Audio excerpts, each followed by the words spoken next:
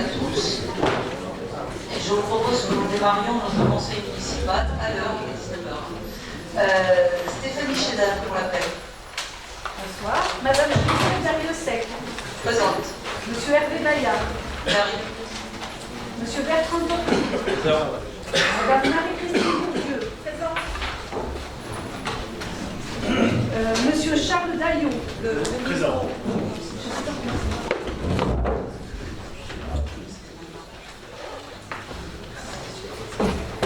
Madame Chantal Davidson. Présente. Monsieur Farid Eba. Présent. Madame Éliane Dartéron. Madame Catherine Piquet. Présente. Monsieur Jean-Paul Dantier, absent excusé, donne le pouvoir à Monsieur Hervé Bayard. Madame Cathy Dupuy-Ventrepol. Présente. Monsieur Gilles Chauvin. Présent. Madame Odette Di Lorenzo. Présente. Madame Anne-Marie Rita Duplan. Présente. Monsieur Arsène Buchy. Présent. Madame Claude Taillé. Présente. Monsieur Jean-Marie Babli. Présent. Monsieur Michel Neige. Madame Chantal Couturier. Madame Muriel Croze. Madame Chantal Blancheneau. Monsieur Guy Parella. Présent. Madame Janine Lamaison. Monsieur Bruno Roufia. Madame Pascale Horry. Elle arrive. Monsieur Thierry Socodiabéer. Présent. Madame Stéphanie Chédal présente. Monsieur Philippe Hérault. Présent. Madame Marina Bancon présente. Monsieur Antoine Vignot-Duquet. Monsieur Nicolas Tachon. Présent. Monsieur Renaud Laïtette. Présent. Monsieur Didier Simon. Présent. Madame Elisabeth Souvignac. Présente. Monsieur Renaud Lagrave. Présent. Monsieur Alain Bachet. Présent. Monsieur Jean-Michel Carrère. Présent. Monsieur Julien Antunes, absent. Madame Céline Pillot. Présente. Merci. Bien. Nous avons le quorum largement et je veux saluer les jeunes qui sont là, qui sont les jeunes de celle-ci.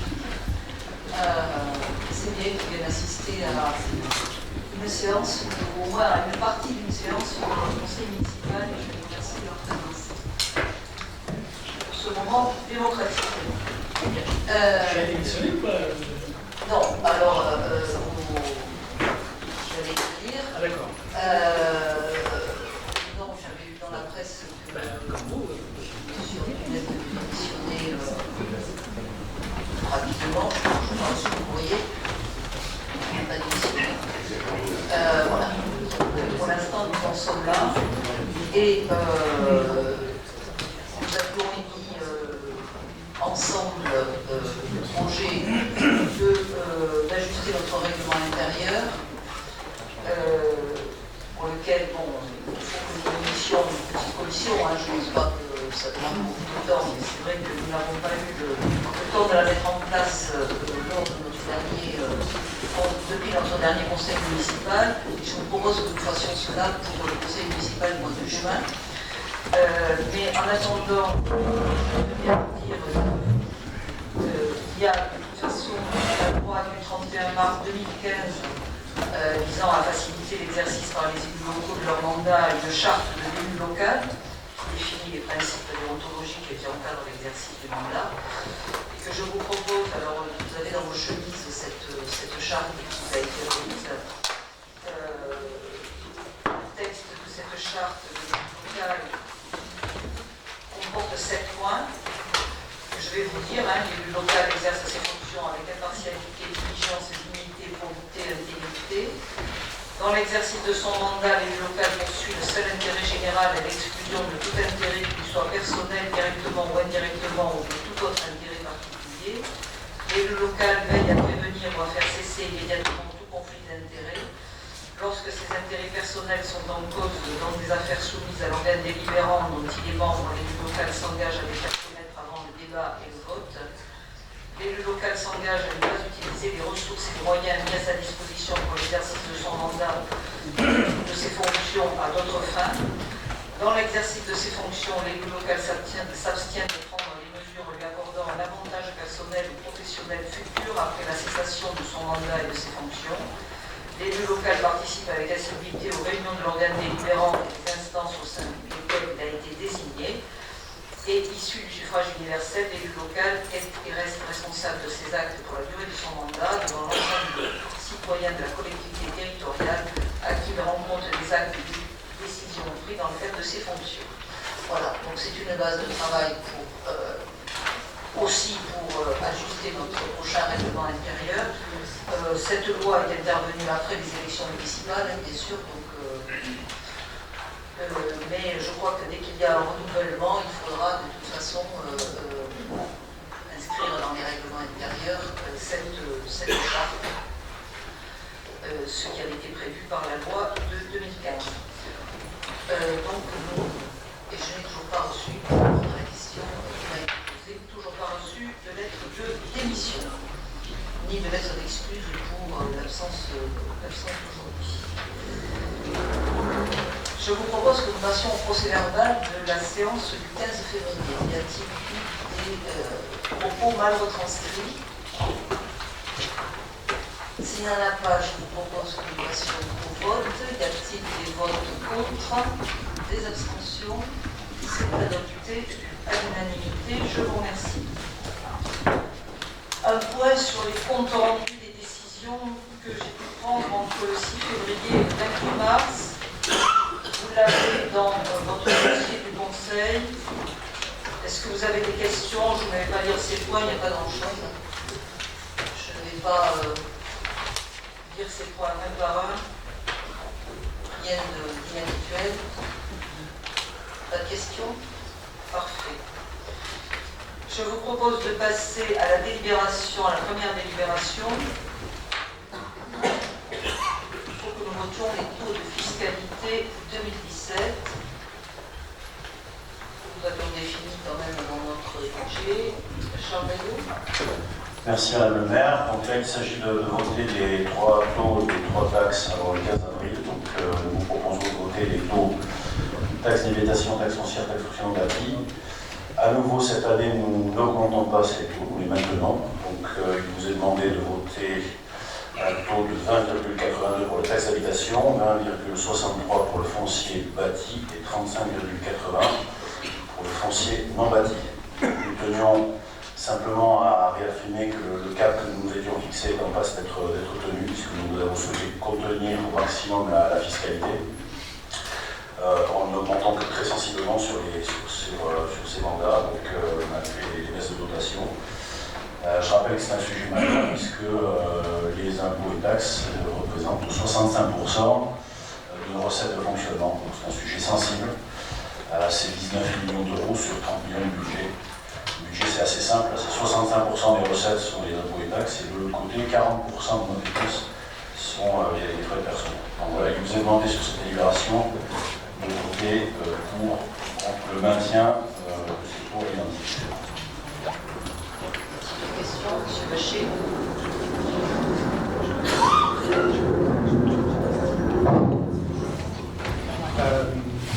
Comme je l'ai fait à la commission des finances, comme je l'avais fait lors de la précédente réunion du conseil municipal dernier, nous avons fait une proposition d'étude qui consistait à baisser le taux de la taxe d'habitation et de le compenser par l'augmentation du foncier bâti. Vous n'avez toujours pas répondu positivement à notre proposition. Vous m'avez dit à la réunion de la commission des finances que voilà, pas de réponse ni positive ni négative, mais là, donc vous ne le faites pas cette année. Vous nous avez aussi informé que, et on le verra dans le cadre budgétaire, dans la prochaine délibération, que suite à une décision du gouvernement, il y avait des ajustements à faire parce que les dotations étaient inférieures à ce qui était prévu, et que dans le débat que nous avons eu, vous avez informé qu'il y avait 6 000 foyers sur Mont-de-Marsan qui bénéficiaient d'un abattement total ou partiel de certaines taxes. Donc, suite à cette réunion, je me suis procuré, pour montrer les contradictions dans lesquelles nous sommes, les difficultés dans lesquelles peuvent être bon nombre de foyers sur Mont-de-Marsan, je me suis procuré une feuille d'impôt de l'habitant montois. qui est retraité aujourd'hui. Je ne sais pas si ça reflète réellement ce qu'est le citoyen Nanda Montois, retraité qui a vu sa retraite augmenter de 5,40% de 2008 à 2007 et qui a vu sa fiscalité augmenter de 30%. Alors, il faut détailler ce qu'est cette augmentation de 30%. Pour la taxe d'habitation, ça représente plus 36,62%. Sur le foncier, plus 27,62%. Il faut y rajouter ce dont on ne parle jamais, l'augmentation de la taxe dans les domaines de l'ordure ménagère, qui est de plus 26,50% depuis 2008. Alors, cette augmentation-là ou ces augmentations-là ne sont pas directement du ressort de notre instance délibérative. Il faut y rajouter l'augmentation des bases qui évolue tous les ans. Mon collègue certainement dira ce qui se passe au niveau de l'agglomération et les décisions que nous avons prises. Moi, je trouve dommage que vous n'ayez pas fait cette étude parce que ça aurait pu corriger, ça aurait pu faire un peu de justice, plus de justice fiscale pour les foyers les plus démunis, sans que la ville n'y perde. Mais non, en plus, puisque ça déjà a été fait. Donc pour ces raisons-là, nous ne voterons pas les mots que vous proposez ce soir. Oui, nous sommes déjà exprimés sur ce point, sur la façon dont sont présentées les choses, parce qu'en réalité, certes, vous affichez ici une absence d'augmentation de la fiscalité, mais nous assistons en réalité à un transfert de fiscalité au niveau de la communauté d'agglomération. Donc en réalité, depuis la dernière mandature, depuis 2014, il y a eu ici, au sein de cette Assemblée, 2 augmentations significatives et ensuite au niveau de l'agglomération, des augmentations qui vont jusqu'à la fin du mandat, c'est ce qui nous a été annoncé. De telle sorte qu'on a environ une augmentation de plus de 20% de la fiscalité. Et donc, la présentation qui est faite peut paraître à certains extrêmement astucieuse. Pour nous, elle est totalement tronquée et nous sommes face, en réalité, à une augmentation de fiscalité qui est simplement transférée au niveau de la loi. C'est la raison pour laquelle nous sommes conduits à voter contre cette délibération. Bien, c'était votre intervention. Madame Pio. C'est très rapide. Vous vous doutez que je vais voter contre aussi. Il y a un recul dans les prestations de services qui sont données aux Montois. Donc voilà, ça ne correspond pas à cette pseudo-stabilisation des taux. Donc on le voit au niveau des écoles, au niveau de la voirie. Donc voilà, puisqu'il n'y a pas autant de services que ces impôts pourraient le permettre. On va donc voter contre aussi. Bien, alors les arguments de M. Bachet, c'est toujours le même argument. Bon voilà, je lui rappelle qu'il y a une histoire en Marsan aussi, où il y a eu beaucoup d'accessions sociales à la propriété, hein, avec des propriétaires qui ne sont pas des personnes richissimes. Et donc, voilà, qui pâtiraient aussi certainement de taux plus importants. Et les retraités dont vous parliez, certains sont avec des retraites identiques ou même très faibles, mais sont quand même propriétaires de leur logement. Donc, nous avons déjà répondu toutefois à cela. Pour ce qui est, après, bon, les choses peuvent s'étudier. Moi, je ne suis pas contre voilà, la possibilité d'étudier une différence, voilà, mais a priori, pénaliser ou essayer de faire supporter plus aux propriétaires n'épargne pas des propriétaires qui ne sont pas non plus dans des situations financières aisées. Deuxième chose, bon, le dada de monsieur Laïtet, c'est le transfert de fiscalité sur l'agglomération. C'est pas un dada, c'est une réalité. Non, c'est pas une réalité. Si c'était une réalité, c'est pas du tout une réalité. Je vous rappelle quand même que, d'abord, premièrement, nous n'avons pas augmenté la fiscalité pendant un mandat, les taux de fiscalité. Deuxièmement, que sur ce deuxième mandat, compte tenu des décisions gouvernementales qui avaient été prises, nous avons décidé d'augmenter au minimum pour pouvoir maintenir un équilibre, des équilibres budgétaires qui soient décents. Et nous avons augmenté deux fois 5%, une fois en 2014, une fois en 2015. Et nous avons, le contrat, c'était que nous n'augmentions pas jusqu'à la fin du mandat. Sachez quand même que l'augmentation de 1% au niveau de la commune de Mont-de-Marsan rapporterait à la ville 4,5 € par habitant. L'augmentation de 2% au niveau de l'agglomération rapporte 1,63 € par habitant, donc beaucoup moins. Donc figurez-vous que si on avait vraiment voulu, si nous avions vraiment voulu avoir un calcul où nous voulions augmenter nos ressources, eh bien, c'est bien entendu, nous n'aurions pas fait un tel choix. Donc l'agglomération, il n'y a pas du tout de transfert de fiscalité. Il y a également une collectivité qui a ses besoins propres, qui sont différents, mais qui a effectivement des besoins de services de plus en plus importants, avec des services sociaux qui augmentent de plus en plus, avec effectivement l'école maintenant en charge, et avec surtout, je le rappelle à tous, pour la ville de Mont-de-Marsan, bientôt, enfin cette année, nous attendons encore les notifications de DGF, mais ça devrait être pratiquement 2 millions d'euros de moins par rapport à l'année 2013, ce qui représentera une somme importante cumulée en fin de mandat. Et à l'agglomération, la même chose, avec peut-être un peu moins de pertes dans la mesure où nous avons transféré. Donc ce un peu moins de pertes nous collectivement au niveau d'un territoire plus vaste que la ville, nous permettra peut-être de gérer mieux nos écoles ensemble, que nous n'aurions pu le faire de façon individuelle dans des communes qui perdaient toutes aussi pas mal de dotations. Donc, bon voilà, tout simplement, bon voilà,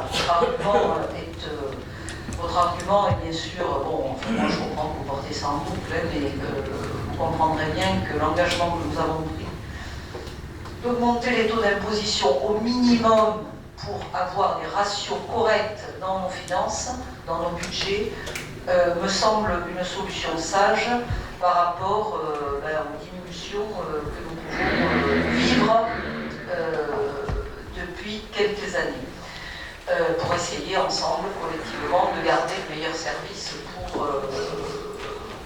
avec un impact le moins grand sur la population. Quant à Madame Piot, je peux vous dire que je ne partage pas, et nous ne partageons pas votre avis sur le recul des prestations de services. Je le partage d'autant moins que je crois que voilà, nos écoles, il y a eu des travaux, il y a des choses qui se font dans les écoles.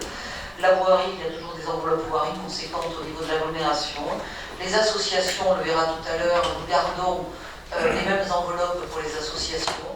Nous essayons justement de trouver cet équilibre entre les services à donner à la population, le soutien au tissu associatif, parce qu'il nous semble que le tissu associatif représente une richesse sur notre territoire pour la vie de la ville et que nous avons besoin de maintenir ce soutien. Le soutien à la culture, dont les enveloppes n'ont absolument pas baissé sur le territoire. Je crois vraiment qu'au contraire, les services que l'on développe et le maintien dans le tissu associatif, qu'il soit sportif ou qu'il soit caritatif, ou enfin tout le tissu associatif et le tissu culturel, prouvent quand même que, bien que nous ayons beaucoup de diminution de ressources, nous arrivons à maintenir sur ce territoire des politiques qui sont des politiques ambitieuses pour la population. Donc, bien entendu, je ne suis pas de votre avis sur ce sujet. Mais je comprends bien que vous ne souhaitiez pas voter ces taux, qui sont, je le rappelle, des taux identiques à ceux de l'an dernier, sans augmentation de notre part. Voilà. Monsieur Bachet. Il y a des malentendus qu'on se comprenne. Pour le propriétaire, pour le propriétaire de Castor, puisque ça, vous avez fait allusion tout à l'heure, qui n'est que propriétaire. Je suis victime de coupure. Voilà, Ah, c'est pas moi. je vous vois manipuler. Non, mais j'ai des doutes. je ne manipule que le bouton de Non, mais droite ça, et c'était le moi. micro, pas l'autre. C'était pour la plaisanterie. Pour que les choses soient claires, le propriétaire d'un castor, qui n'est que propriétaire de son castor, si on acceptait la proposition qu'on vous a soumise, ça ne changerait rien pour lui. Il y aurait des modifications pour effectivement celui qui est propriétaire et qui loue.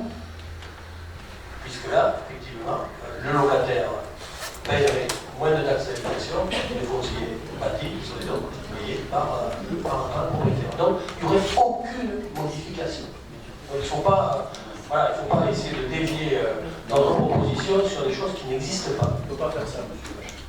Ah oui, je sais, monsieur Daillot, je sais votre grande richesse, donc... On ne peut pas sélectionner... Je ne sélectionne pas. Ne coupez pas mon micro.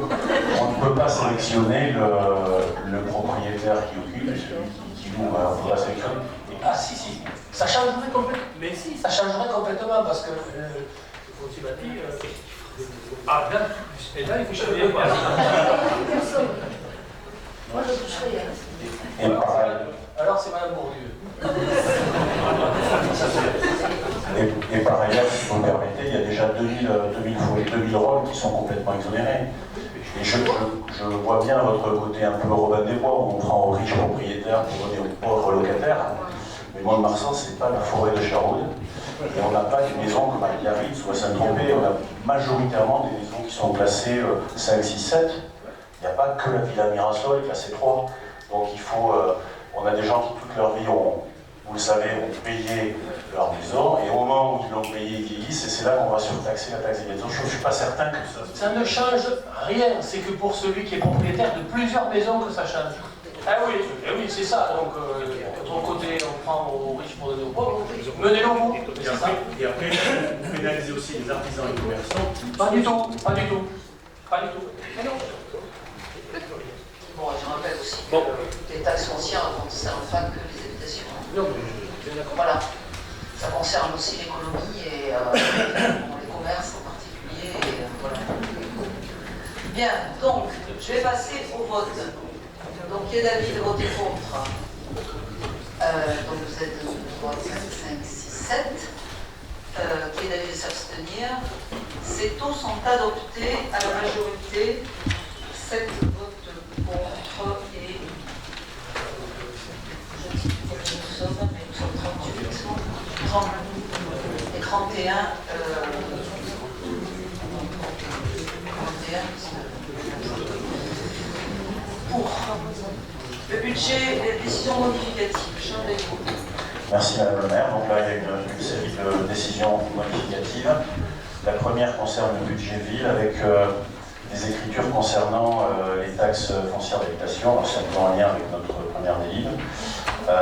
Nos bases ont été diminuées, donc on a une forte diminution. Ça correspond à une rectification sur à peu près 400 rôles fiscaux, 400 foyers fiscaux, on va dire, qui sont exonérés avec la remise en place de la demi-part supplémentaire. Donc ça concerne 400 foyers et à contrario, on a une allocation mais qui ne compense pas la totalité de cette exonération de taxes d'habitation. C'est pour ça qu'on a une décision modificative à passer avec un delta par rapport à nos prévisions de 202 000 euros.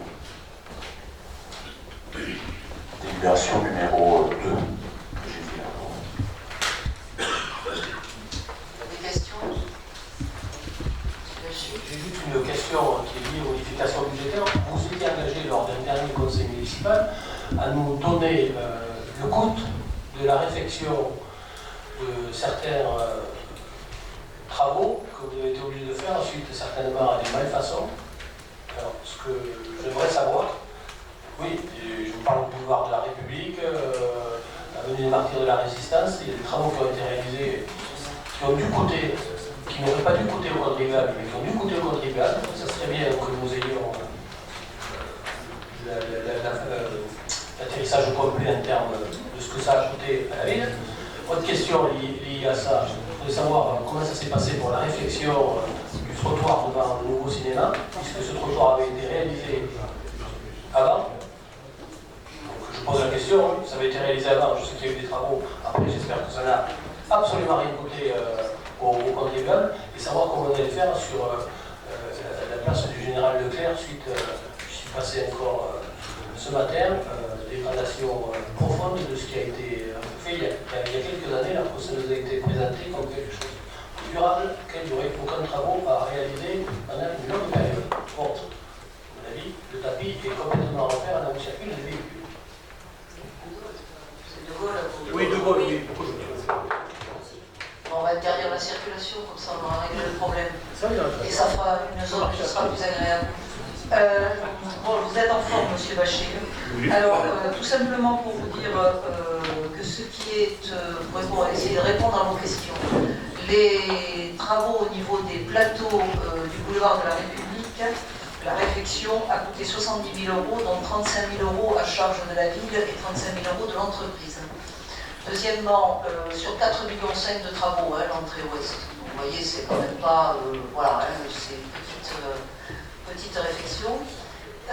Et le trottoir devant le cinéma, en fait, était prévu dans les travaux initiaux de cette avenue. Donc, restait à réaliser quand le gros du chantier serait terminé. Il y avait eu un trottoir provisoire, on va dire, qui a été refait, mais ça c'était prévu depuis le démarrage du chantier. Et enfin, vous m'avez demandé quoi? Ah, place de Gaulle. Oui, bon, écoutez, je passe tous les jours. On a l'impression que c'est Beyrouth, si on vous entend. Hein. Enfin, Beyrouth, maintenant, ça va. Voilà.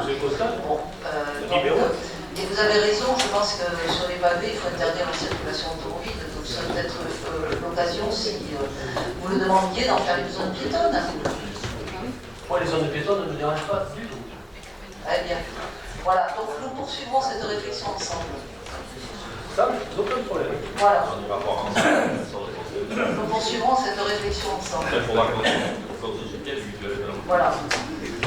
Alors, pour ce qui est du reste et du sujet, parce que c'est pas du tout dans le sujet de notre délibération,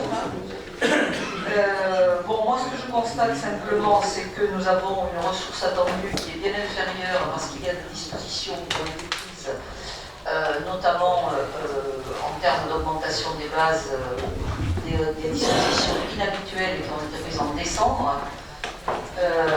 Bon, moi, tout ce qui me gêne dans tout ça, c'est juste le manque de visibilité qu'on a. On ne peut rien prévoir. Et ça, quand on est élu, franchement, c'est pas possible, quoi. Les règles changent en permanence.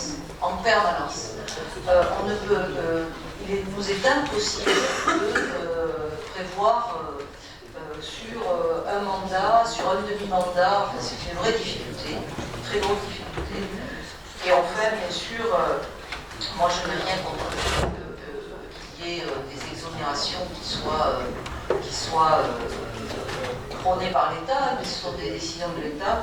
Par contre, j'attendrai quand même qu'elles soient intégralement compensées, ce qui voilà, n'est pas le cas aujourd'hui, comme on peut le constater. Qui est une vraie difficulté également. Voilà. Pardon ? On peut faire un rêve pour demain. Voilà. Sur Donc juste, Solignac. juste pour expliquer qu'on votera contre Oui, le budget ça précédent. j'avais compris. Comme ce sont des données qui nous sont données, c'est qu'à le dire, par l'administration fiscale, vous comprendrez que nous ne pourrons pas faire grand-chose de plus que vous les présenter. Je comprends que vous votiez contre, parce que vous votez contre le budget, mais enfin, voilà, ça va. Le sens de voter contre après est compliqué.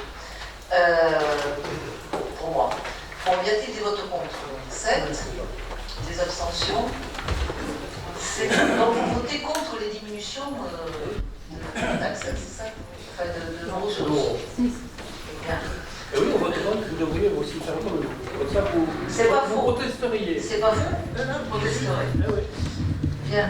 Je mettrai une banderole sur la mairie avec écrit raquette. Mais je vous invite à le faire. Et à venir manifester le 12 avril devant le tribunal administratif. C'est pour ça que je donne l'exemple. Faire comme à Tarnos, mettre raquette sur la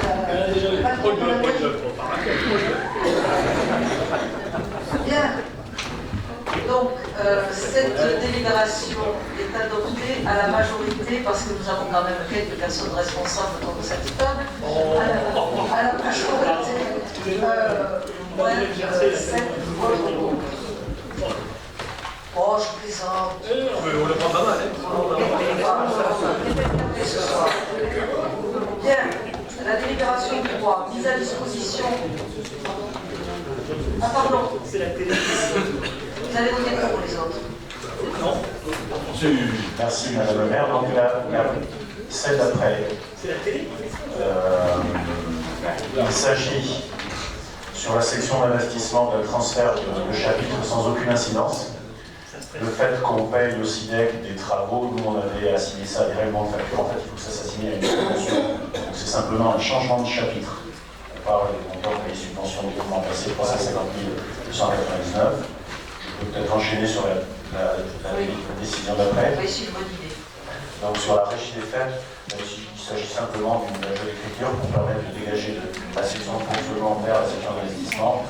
1 500 €, il n'était pas prévu au départ, il s'agit d'acheter une badgeuse pour que les bénévoles, les personnes qui travaillent au sein de la régie soient identifiées voilà, comme étant par exemple. En ce qui concerne les autres décisions modificatives, celle concernant le parc de stationnement en chaîne. Donc là, il s'agit d'un sinistre sur la barrière du parking du Milou, donc avec le versement d'un produit exceptionnel qui correspond au versement d'une prime d'assurance suite à un sinistre sur une barrière de ce même parking. Donc il vous est proposé de voter ces 3 décisions modificatives. Alors pour la section d'investissement pour le budget général, j'imagine que vous votez contre également. Donc 7 contre, abstention. Donc c'est adopté à la majorité. 31 pour, 7 contre. Pour la régie des fêtes, y a-t-il des avis contre? Des abstentions?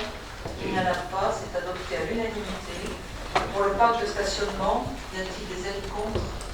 Des abstentions? C'est adopté à l'unanimité. Je vous remercie. Pour mise à disposition de l'actif et du passif dans le cadre de l'extension de l'intérêt communautaire de la compétence équipement culturel et sportif, café musique.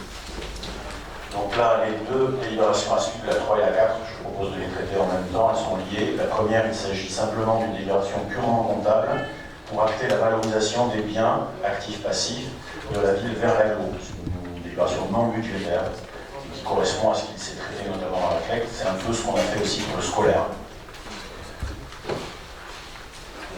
Y a-t-il des questions? C'est technique ça. Y a-t-il des avis contre? Des abstentions? C'est adopté à l'unanimité. Toujours pour ce bâtiment du Café Musique, la répartition des frais de chauffage entre la ville et l'agglomération. Donc là, on reste sur le Café Musique. Il s'agit simplement d'un prorata, puisqu'on a un compteur lié aux énergies qui est unique entre Bosquet, qui reste sur la ville, et le Café Musique. Donc 39,67% très exactement des consommations seront imputées au Café Musique. Ça fait l'objet d'une convention qui est en annexe.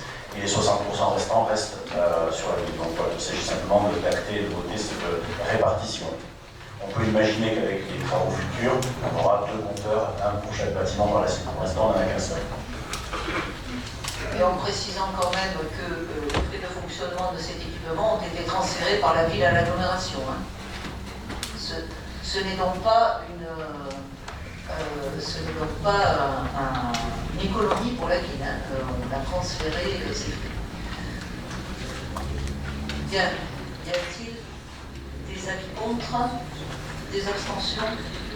C'est adopté. Gilles Chauvin va nous parler des subventions aux associations. Il ne va pas tout donner lire. Merci Madame la maire. Oui, délibération numéro 5, je vous propose de voter pour les subventions aux associations qui, comme vous le verrez, n'ont pas diminué par rapport à l'année dernière. Les chiffres sont très différents parce que le Café Musique n'est plus représenté aux associations, c'est une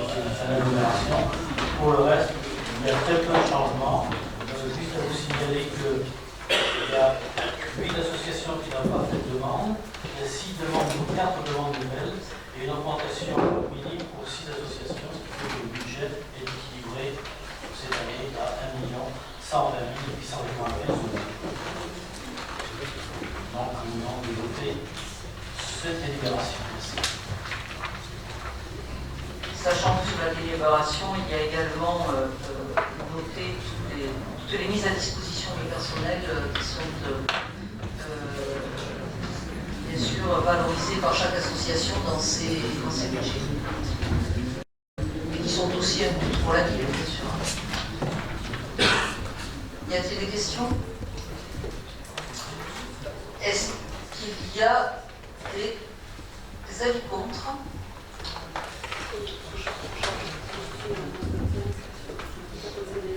Oui, alors ceux qui sont dans les conseils d'administration, effectivement, Christine Brodé ou Beaulieu est au conseil d'administration des amis d'Anisso, c'est ça? Et toi, vous voyez que ça se soit noté. Vous n'avez pas, vous voté? Bien. On n'a pas de subvention. Non, mais vous n'êtes pas dans des associations, membres d'un bureau d'association qui est subventionné. Enfin, sinon c'est possible, mais il ne faut pas participer au conseil. Bien, donc Marie-Christine Bourdieu ne participe pas au vote de Charles Daillot ne participe pas pour la DAPI, Marie-Christine Bourdieu ne participe pas pour les Amis d'Anissos, Bertrand Dortil ne participe pas pour la prestation de service pour la SAOS. Voilà. Sinon, ces précisions étant données, pas d'avis contre, pas d'abstention, c'est adopté à l'unanimité. Merci pour nos associations. Et nous allons maintenant avoir toute une série de délibérations qui concernent des subventions qui dépassent 23 000 €, pour lesquelles nous devons faire des conventions spécifiques et des conventions spécifiques. Voilà. Gilles Chauvin. Merci Madame la maire. Comme Madame la maire pour la signifier, les deux prochaines délibérations, la 6 et la 7, rentrent dans ce cadre des subventions qui dépassent 23 000 €. Je propose donc de voter la première qui est l'attribution de subvention immédiate des fêtes des quartiers de 47 500 €, avec en annexe, vous avez la convention d'objectif que l'on signe à l'extérieur qui fait en particulier le caractère dans les fêtes de Athènes. La deuxième étant une subvention en Corse au comité de l'œuvre sociale et sportif, également supérieur à 3 000 €. Donc 14 700 € de subvention de fonctionnement et 32 600 € de subvention de mise à disposition de personnel. Voilà, nous vous demandons de voter ces deux délibérations. Pour la délibération 6, pour la fête l'amicale des quartiers, c'est eux qui font notre cavalcade. Pas d'avis contre, pas d'abstention, c'est adopté. Le COS, pas d'avis contre, pas d'abstention, c'est adopté. La suivante, il s'agit de l'école sportive montoise, faire des débats. Merci Madame le maire.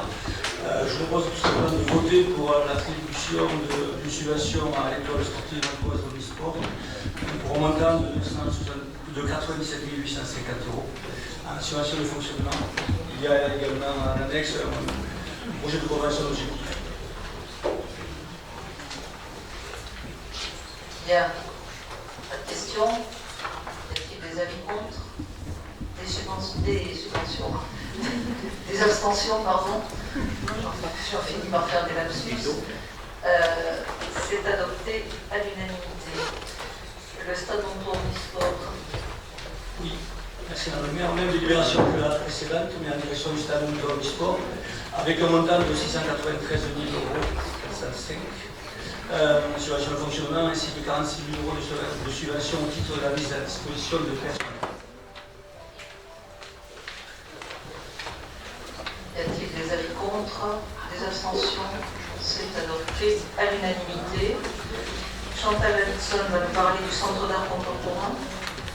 Oui, bien sûr, dans le cadre des subventions supérieures à 23 000 €, donc, évidemment, bizarre, centre d'art contemporain, c'est 13 540 €.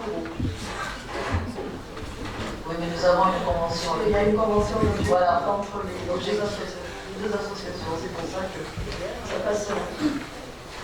Y a-t-il des questions? Nous essayons entre la ville et l'agglomération de continuer à participer au fonctionnement de ce centre d'art contemporain, afin d'aider l'association qui est à la manœuvre à pouvoir continuer à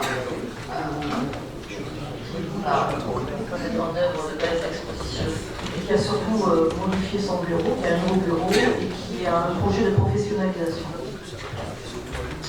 Très bien. Pas d'avis contre, pas d'abstention. C'est adopté à l'unanimité. L'attribution de la subvention à l'orchestre d'emploi. Alors, l'orchestre d'emploi, c'est une subvention de fonctionnement de 14 700 € et 43 500 € de subvention de mise à disposition du personnel. Et là aussi, il y a une convention de. Y a-t-il des questions? Non. Y a-t-il des avis contre? Des abstentions? C'est adopté à l'unanimité. Nous passons ensuite à un tout autre sujet, puisque nous avons terminé avec les subventions. Et je vais repasser la parole à Charles Daillot à propos de l'expropriation pour cause d'utilité publique d'un ensemble immobilier avenue Rosanov. Merci Madame la maire. Donc là, il s'agit de la procédure que nous avons vis-à-vis de la SCI Sage sur l'avenue Rosanov. Donc nous avions entrepris une procédure d'expropriation et à l'issue de l'enquête publique, M. le préfet a déclaré l'utilité publique ce lot le 22 décembre 2011. Une ordonnance de transfert de propriété a été rendue en août 2012.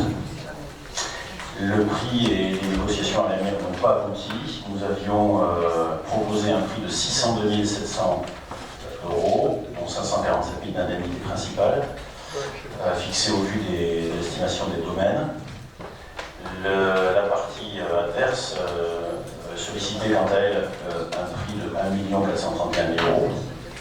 Donc par le jugement du 14 juin 2013, le juge de l'expropriation a tranché à hauteur de 1 050 323 €.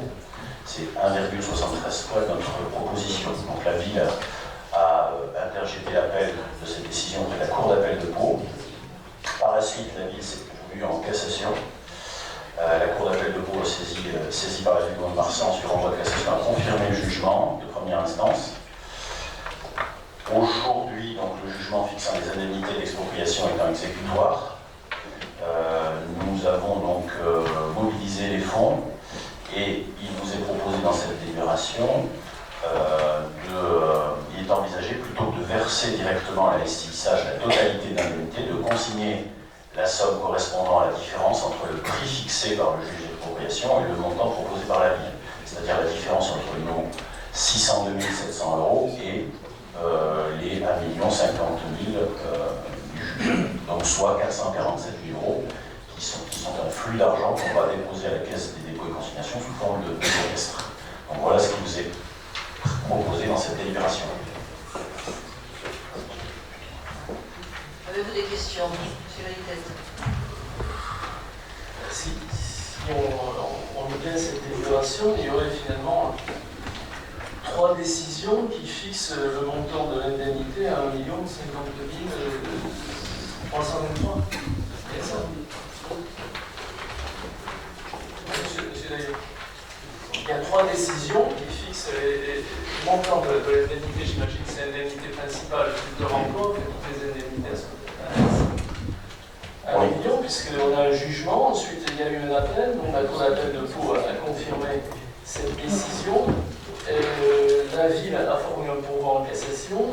Le dossier a été renvoyé devant la Cour d'appel de Bordeaux, laquelle Cour d'appel de Bordeaux a également fixé au même montant. Et la ville fait à nouveau un pourvoi en cassation sur quelle est l'économie de ce dossier, parce que j'imagine qu'il y a quand même des frais de contentieux qui doivent être extrêmement importants. Et qu'est-ce qui justifie qu'on fasse à nouveau un pourvoi? Tout simplement, simplement...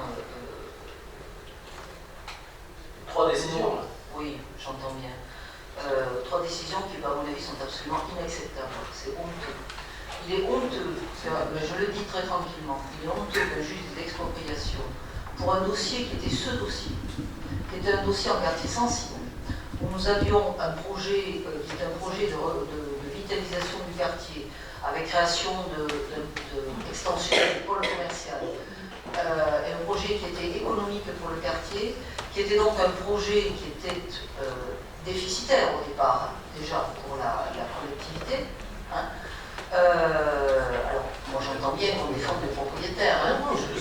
Quand vous voyez comprendre le dossier, parce que oui. c'était inhabituel que 3 décisions qui soient rendues, qui sont conformes. Et qu'il était. Qu'est-ce qui justifie un nouveau pouvoir, c'est ça qui... Tout simplement parce que nous plaidons que ce dossier est particulier, dans un quartier particulier, et qu'il y a eu des modifications aussi, avec notamment le plan d'exposition au bruit.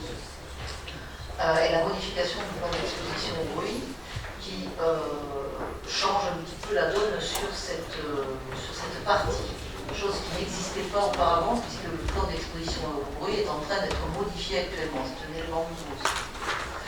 Ben oui, parce que ça peut placer en zone B alors que c'était en zone C. Ce qui rend aussi l'opération plus compliquée, parce qu'il y avait du commerce, il y avait de l'habitat aussi qui était prévu et qui peut faire en sorte que ce dossier bouge. Voilà, donc si vous voulez, nous sommes dans une situation où nous essayons d'aller au bout de ce que nous pouvons faire sur le plan juridique, sachant que, sincèrement, autant il y a des dossiers où on peut lâcher parce que bon, ça peut paraître justifié. Dans ce cas-là, c'est pour moi un prix très très largement supérieur, qui est plus du double de l'avis des domaines demandé par le propriétaire, un prix d'expropriation qui est donné, qui est presque pas le double, mais enfin à 1,73% de l'avis des domaines, c'est quand même énorme. Voilà. Donc nous essayons d'aller au bout de la procédure juridique. Si nous n'y arrivons pas, nous n'y arriverons pas. Nous avons des arguments qui ont enrichi ce dossier au fur et à mesure, notamment cette affaire de plan d'exposition au bruit. Et chaque fois, on a des arguments juridiques qui s'enrichissent. Et nous verrons bien ce que ça donnera. En tous les cas, en termes de procédure, ça ne nous coûtera jamais 400 000 euros. Non, mais c'est pour comprendre, si vous voulez, parce que c'est vrai qu'on a 3 décisions. Je ne connais pas l'économie du dossier, donc je ne me permettrai pas, je ne sais pas quelle est la valeur ou quoi que ce soit. Mais c'est vrai qu'on a 3 décisions qui sont concordantes pour essayer de comprendre ce qui avait justifié un nouveau mouvement de cassation. Pascal. Merci Madame le maire. Juste une remarque, on a 3 décisions effectivement, mais on a la Cour de cassation qui a cassé l'arrêt de la Cour d'appel de Pau. Ça a été renvoyé devant la Cour d'appel de Bordeaux qui n'a pas suivi la cassation. C'est pour ça qu'on a fait un pourvoi. Quand on lit la délibération, c'est très clair, on en avait parlé. La Cour d'appel de Pau a rendu une décision de confirmation. Ensuite, il y a eu un pourvoi qui a été formé et la Cour de cassation a cassé l'arrêt de la Cour d'appel. Et ça a été renvoyé devant la Cour d'appel de Bordeaux sur renvoi qui a suivi non pas l'avis de la Cour de cassation mais qui a repris la décision de la Cour d'appel de Pau. Et donc, on forme un nouveau pourvoi contre la Cour d'appel de Bordeaux. C'est logique, puisqu'on ne suit pas, la Cour d'appel de renvoi n'a pas suivi l'avis de la Cour de cassation. Les avocats qui font Oui, non, mais il faut avoir Non, mais d'un point de vue juridique, il faut expliquer les choses. Non, mais il est important d'expliquer. Il y a quand même dans ce dossier, ce que dit Pascal Horry est une réalité, il y a la Cour de cassation qui a cassé à un moment. Voilà. Ce qu'avait décidé la Cour d'appel de Pau. Donc à ce moment-là, nous espérons que la Cour de cassation à nouveau cassera le jugement. La Cour d'appel de Bordeaux de renvoi aurait dû suivre la Cour de cassation. On le sait. Et comme ça n'a pas été fait, on reforme un pourvoi. Et la Cour de cassation, c'est ce qu'elle avait dit Elle avait cassé. Ah, je ne veux pas le détail donné là. Mais en tous les cas. Le motif de cassation. Si s'il a été jugé nécessaire Oui, la Cour de cassation avait dit que le prix n'était pas justifié par rapport à l'estimation des nouvelles. Elle avait cassé le jugement. Pour ça.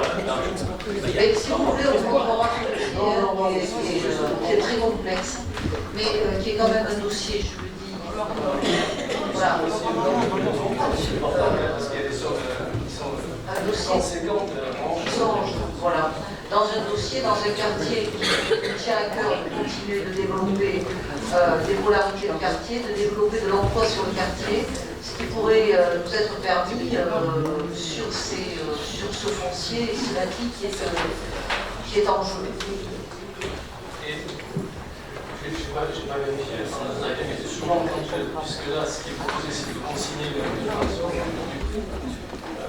Je demande si le juge autorise ça.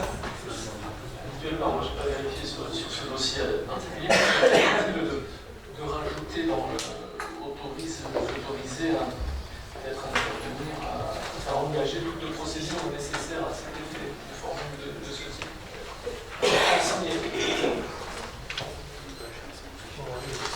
De la consignation. Oui, je comprends pas. Je n'ai pas vérifié sur ce dossier en particulier, mais habituellement, lorsqu'on consigne, lorsqu'on veut consigner, on sollicite l'autorisation de cette consignation au titre d'un juge.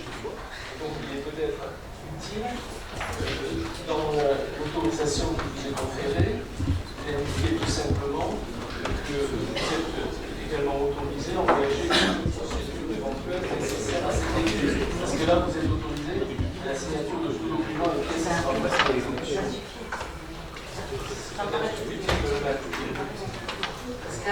Dans la mesure où il est bien indiqué que Madame le maire est autorisée ou son représentant à intervenir à la signature de tout document de pièces.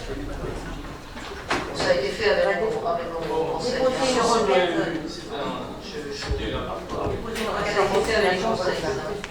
Cette délibération est entièrement écrite avec les personnes qui nous aident sur ce sujet.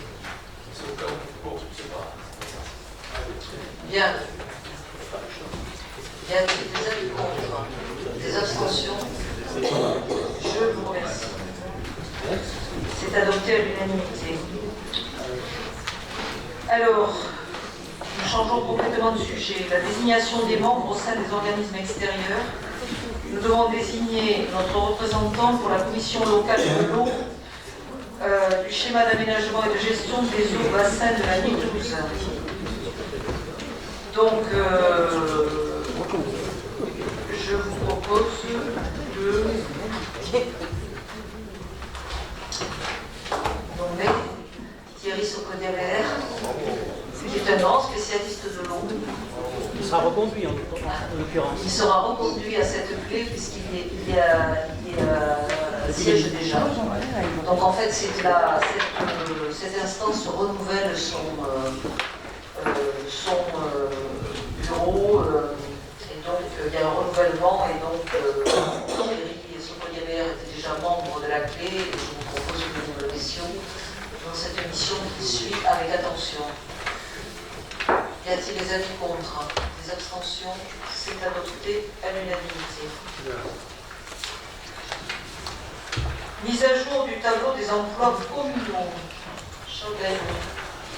Il s'agit simplement de quelques modifications sur le tableau qui vous a été présenté au moment du BP 2017. Il y a 4 modifications. La création au 1er mai 2017 d'un emploi d'adjoint administratif à temps complet. La création à la même date d'un emploi d'agent de maîtrise à temps complet à la régie des eaux. La création au 1er mai 2017 d'un emploi de technicien à temps complet régie d'assainissement, et la transformation au 1er juin 2017 d'un emploi d'adjoint technique principal de 2e classe à temps complet en emploi d'adjoint technique à temps complet à la régie des eaux. Bien. Des questions? Alors chaque délibération passera, ces tableaux évoluent au fur et à mesure des besoins, notamment les agents contre les CAP où il y a des changements de grade, etc. Pas d'avis contre, pas d'abstention, c'est adopté à l'unanimité. Alors, nous avons quelques délibérations qui concernent du foncier.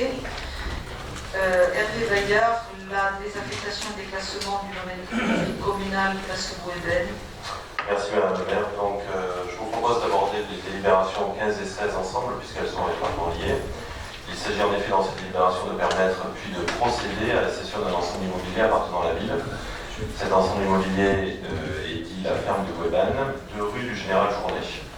Dans un premier temps, nous engageons la désaffection puis le déclassement du domaine public d'un espace pourtant clôturé, appelé la place de Bouébène, d'une surface de 246 m². Puis, dans un deuxième temps, procédons à la cession de la maison, un ancien corps de ferme datant de 1870.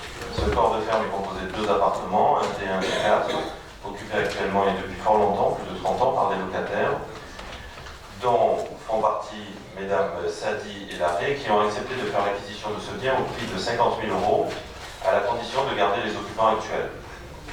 Le bâtiment cédé nécessite de lourds travaux de remise aux normes, huisserie, chauffage, électricité et toiture, ce qui justifie l'écart de prix entre l'estimation des domaines et le prix de cession. Bien, y a-t-il des questions sur ce dossier?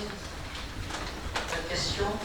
Donc sur la délibération 15, la désaffectation, non pas la désaffectation, la désaffectation de la place Bouébène, y a-t-il des avis contre? Il n'y en a pas. Et sur la cession à Mesdames Sadi et Larré, y a-t-il des avis contre? Des abstentions? C'est adopté à l'unanimité. Nous poursuivons avec Grand Barrère. Donc, il vous est proposé d'aborder les délibérations 17 et 18 ensemble, puisqu'encore une fois elles sont liées. Donc, il s'agit de permettre puis de procéder à la cession d'une bande de terrain de 208 m² appartenant à la ville, située à l'impasse du Grand Barrière. Dans un premier temps, nous engageons la désaffectation, puis le déclassement du domaine public de cet espace. Puis, dans un deuxième temps, nous procédons à sa cession au prix près un voisin, soit à Madame Briol-Carré, au prix de 6 240 €, soit 30 € le m². Il convient de savoir que ce terrain est traversé par divers réseaux qui empêchent de réaliser toute construction. Bien.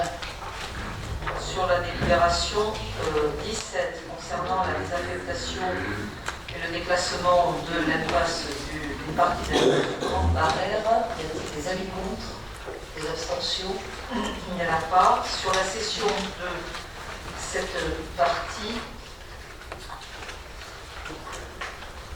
de 208 m², y a-t-il des avis contre? Des abstentions? Il n'y en a pas. C'est adopté à l'unanimité. Les délibérations suivantes. Acquisition d'un terrain à monsieur et madame Bernadette. Donc, dans cette délibération, il s'agit de procéder à l'acquisition d'un terrain dans le quartier du Hippodrome, un terrain destiné à accueillir une bâche incendie. Cet équipement mettra fin à l'absence de toute protection dans ce secteur et permettra ainsi la réalisation de projets de construction dans un secteur d'habitat dispersé.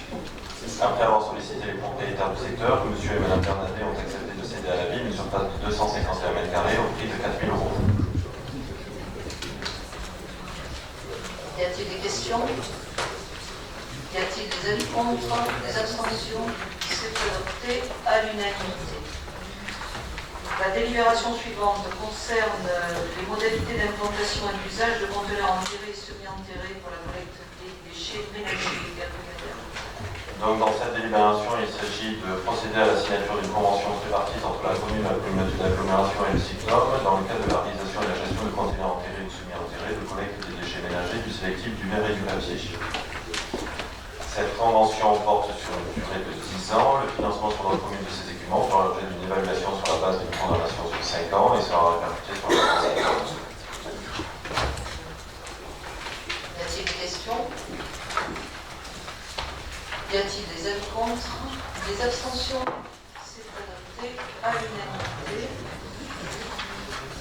Nous passons à des délibérations concernant le pôle culture et patrimoine et Chantal Davidson va nous parler de l'église de la Madeleine. Alors, vous savez, nous avons un projet de restauration de l'orgue de l'église de la Madeleine. Une étude avait été commandée aux frais de M. Semenou, qui est un technicien conseil agréé par la DRAC, donc par l'État. Et donc, après cette étude faite, en date du 19 novembre 2014, on avait sollicité la DRAC pour demander la protection de l'instrument. Donc la DRAC a missionné un rapporteur qui a émis un avis favorable et lors de sa séance du 21 mars 2016, donc la Commission nationale des monuments historiques a émis à l'unanimité un avis favorable au classement de l'ordre, c'est-à-dire sa partie instrumentale et le buffet. Et donc cette proposition de classement permettra donc de demander des subventions de l'ordre de 25% pour chaque collectivité. Et donc, évidemment, on ne pourra demander ces subventions que si le conseil municipal accepte par délibération cette protection au titre du monument historique. Si vous voulez accepter là, avez-vous des questions? Merci. Les votes contre, les abstentions. Je vous remercie. C'est vrai que nous passons des délibérations régulièrement sur cet ordre de la Madeleine depuis 2008. Mais nous allons arriver au bout de ce dossier. Et ça fait 30 ans que les amis de l'ordre de la Madeleine réclamaient que soit restauré. Bien, donc c'est adopté à l'unanimité. L'attribution d'une subvention à l'association IDEM, Chantal. Alors l'association IDEM, l'association régie par la loi 1901, permet à plus de 300 élèves l'accès à la culture en bénéficiant d'un enseignement musical. Donc afin de favoriser l'enseignement musical sur le territoire du Marsan, la ville souhaite participer aux frais de scolarité des élèves montois en versant à l'association une subvention forfaitaire annuelle de 70 €. C'est ce qui est demandé par l'IDEM d'ailleurs, et plafonné à 4 000 €. Donc pour l'exercice 2017, la ville de Marsan propose d'accorder la subvention maximum, donc qui est de 4 000 €. Oui, il y a 63 élèves, donc le montant serait 4 410 €. Mais comme on a mis un plafond de 4 000 € qu'avait accepté l'IDEM, eh bien on donne le maximum. C'est plafond. Juste une information, l'IDEM c'est quoi pour l'association? C'est une association de parents, c'est ça? C'est une association musicale. C'est l'école de musique de Saint-Pierre-du-Mont. C'est une école de musique associative. Voilà. Qui est à Saint-Pierre. En fait, c'est l'école de musique qui accueille des enfants en fait, de toutes les communes de l'agglomération, qui donne ses cours de l'école culturelle, dans ses d'amis. Madame, pardon, vous avez répondu à la première question que j'avais posée concernant le nombre d'enfants montois justement qui bénéficiaient de ces cours de musique. C'est une association en fait qui vient en compétition, si je peux dire, avec le conservatoire départemental. Complémentaire. C'est une association saint-pierroise. C'est une association saint-pierroise. Donc, moi, ma réflexion, si vous voulez, par rapport à ça, c'est que Mont-de-Marsan a toujours été accueillante avec les enfants des communes de l'agglomération, dans tous ces équipements, que ce soit scolaire ou associatif. Bon, là, on crée quand même, il me semble, un précédent en favorisant une subvention sur une association extérieure. Donc, est-ce que vous avez envisagé, ou est-ce que la commune de Saint-Pierre a envisagé une réciprocité, c'est-à-dire les enfants saint-pierrois qui viennent sur Mont-de-Marsan pour des cours de musique, que ce soit à la Rock School, que ce soit à l'école de musique et Mancheros. Est-ce que Saint-Pierre a imaginé un tel partenariat, un tel échange de bons procédés? Ça se faisait dans la partie scolaire, à l'époque, je ne sais pas si c'est toujours le cas, qui étaient limitrophes et qui allaient dans les écoles des communes avoisinantes, etc. Il y avait des échanges de bons procédés. Là, je trouve que c'est à sens unique. Si on prend le conservatoire à Mont-de-Marsan ne prend pas en charge, enfin la commune de Mont-de-Marsan ne prend pas en charge les élèves de Saint-Pierre-du-Mont, c'est-à-dire que les parents des élèves de Saint-Pierre-du-Mont paient l'intégralité de... Mais c'est pas une association. Non. Mais là, on crée un précédent par rapport à toutes les associations en dehors de Mont-de-Marsan pour aller financer le sujet. Sauf que la Glo qui prenne, ça serait logique. Pas la Glo. Alors, je suis un petit peu d'accord avec vous sur un plan général. Parce que, voilà, c'est vrai qu'il y y a l'existence de plusieurs pôles d'apprentissage de la musique, avec des pôles qui, effectivement, sont assez consommateurs de budget. Alors bon, il y a effectivement la Rock School, la MAC, et puis... dans d'autres domaines. La MAC n'est pas passée à l'eau, mais le café musique, oui, c'est passé à l'eau. Qui est passé à l'eau, et ensuite, il y a quoi? Il y a l'école de musique de Mangiros, qui demande pratiquement aucune subvention, qui est même à la village, qui demande une subvention quasiment, on va leur donner quelque chose comme 700 € par an, en fait, quelque chose qui est dans la liste des associations subventionnées, qui sont complètement autonomes. L'idée, c'était simplement qu'il y ait une complémentarité entre le conservatoire et l'IDEM, qui est quand même une association où il y a beaucoup d'élèves. Et surtout, l'IDEM était assez pourvoyeur de jeunes musiciens qui viennent enrichir l'orchestre contemporain. Ce que faisait très peu, jusque-là, le conservatoire, voire pas du tout.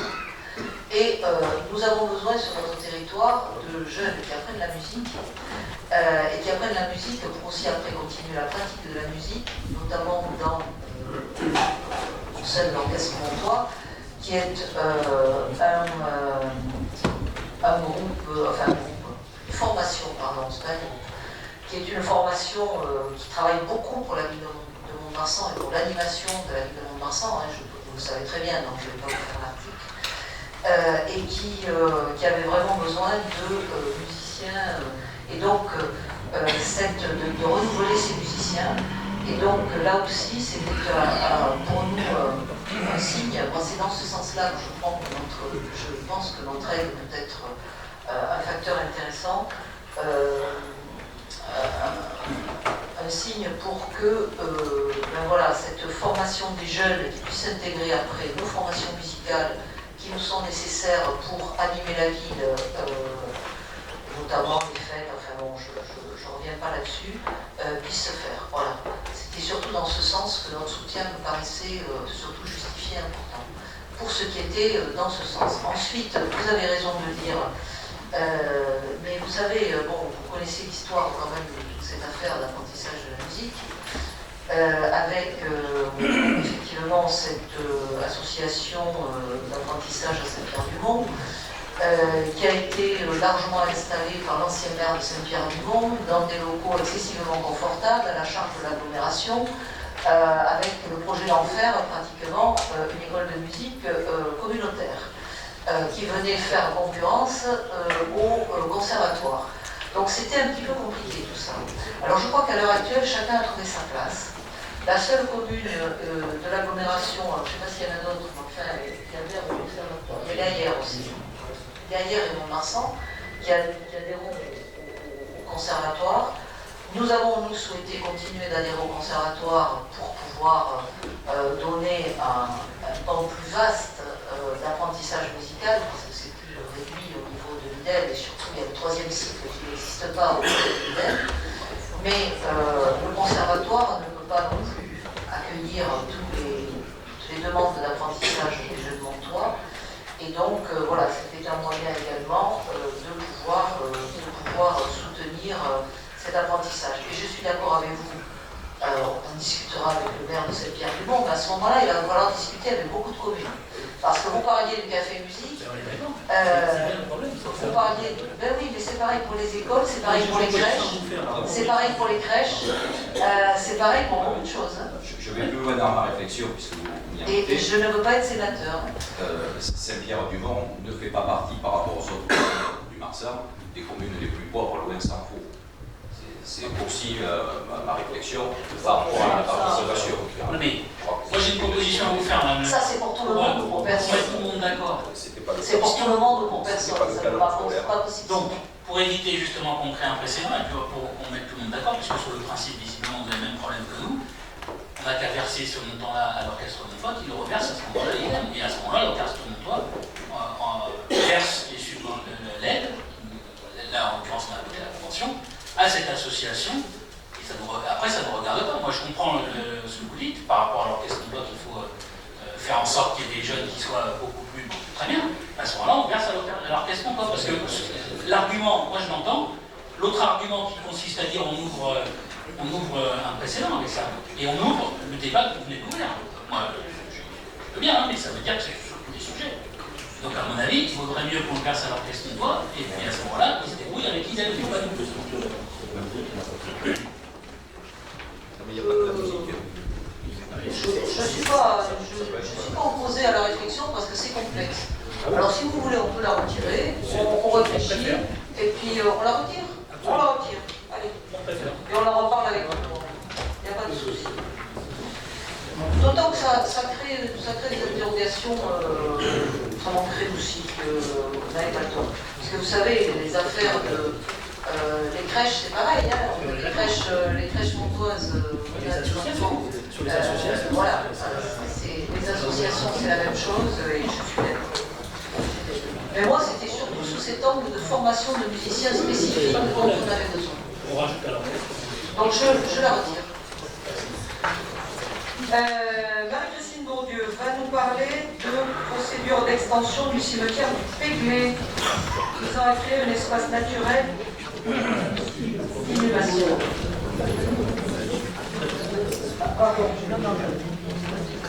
D'inhumation. Merci Madame le maire. Un nouveau concept de cimetière végétal a été imaginé afin de minimiser l'empreinte écologique et de faire le lien entre défunts, visiteurs et la nature, concept que la ville de Mont-de-Marsan souhaite mettre en œuvre sur le territoire communal. Il s'agit de créer un environnement différent. Les défunts seront rendus à la terre, naturellement, dans un espace conçu pour tous, athées, croyants de toute confession, adeptes de l'inhumation ou de la crémation. Cet espace ne comportera ni caveau, ni pierre tombale, et un pupitre discret en pierre calcaire permettant l'identification du défunt. L'inhumation se réalisera en pleine terre, cercueil ou urne en matériaux biodégradables. De plus, toute fleur ou composition florale sera naturelle.